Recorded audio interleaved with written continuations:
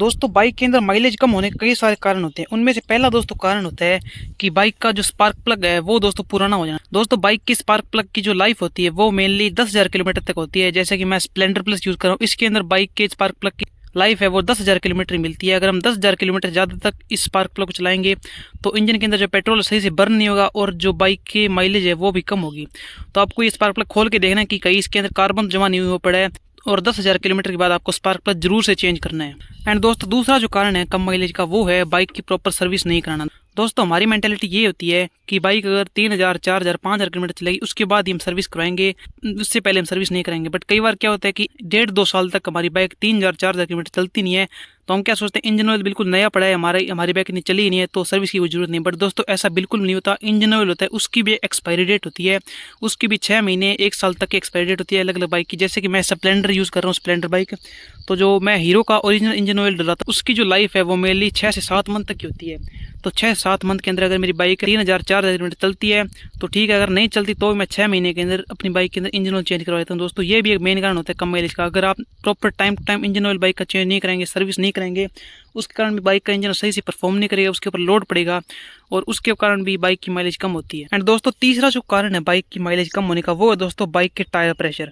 अगर दोस्तों बाइक का जो टायर प्रेशर वो सही नहीं होगा, यानी कि कम टायर प्रेशर होगा, यानी कि जैसे कि मेरी बाइक है स्प्लेंडर, इसके अंदर जो टायर्स के अंदर टायर प्रेशर होता है वो लगभग 30 के आसपास होता है। मैं आपको दिखा भी देता हूँ, जैसे कि यहाँ पर टैंक पर इसके अंदर लिखा हुआ था, ये देखिए टायर प्रेशर आप देख सकते हैं। राइडर एंड पिनियन के साथ जो टायर प्रेशर होता है फ्रंट का होना चाहिए 25 एंड रियर का होता है 36।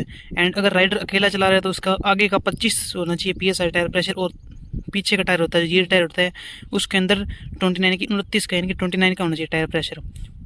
तो अगर मेरी बाइक के अंदर इस अकॉर्डिंग टायर प्रेशर नहीं होगा तो बाइक के इंजन पर लोड पड़ेगा। अगर टायर प्रेशर कम होने के कारण क्या उसकी ग्रिप ज़्यादा हो जाती है, उसके कारण क्या होता है कि इंजन पर लोड ज़्यादा पड़ता है, तो दोस्तों ऑटोमेटिकली ही माइलेज कम होगी। एंड दोस्तों एक और जो कारण है कि बाइक की माइलेज कम होती है वो क्या होती है, हमारे चलाने का ढंग कैसा है।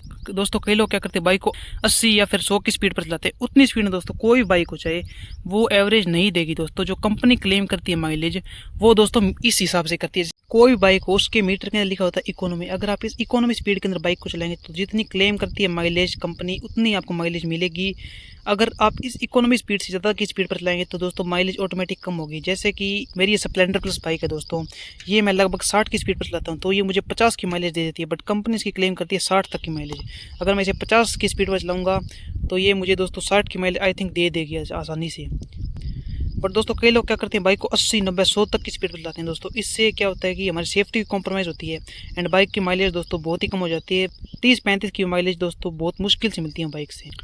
एंड एक और जो कारण है दोस्तों वो क्या होता है कि हम सर्विस कराते हैं बाइक की, उस टाइम हमारी बाइक का जो एयर फिल्टर है उसे चेंज नहीं करवाते एक टाइम टू टाइम। जो दोस्तों स्प्लेंडर प्लस बाइक होती है उसके अंदर जो एयर फिल्टर होता है आई थिंक 6,000 किलोमीटर के बाद एयर फिल्टर चेंज होता है।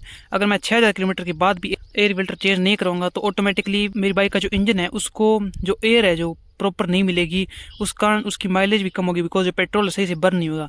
तो आपको लगभग कोशिश यही करनी है कि हर 6,000 5,000 किलोमीटर पर आपको अपनी बाइक का जो एयर फिल्टर उसे चेंज करवा देना है। तो दोस्तों इन छोटी छोटी चीज़ों के कारण जो बाइक की माइलेज उसके ऊपर इंपैक्ट पड़ता है और हम इन चीज़ों पर ध्यान नहीं देते एंड हम सोचते हैं कि हमारी बाइक का इंजन है जो ख़राब हो चुका है।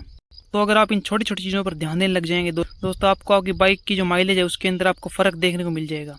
एंड अगर दोस्तों आपको ये वीडियो हेल्पफुल लगी हो तो प्लीज़ सब्सक्राइब कर दीजिए हमारे चैनल को। Thank you.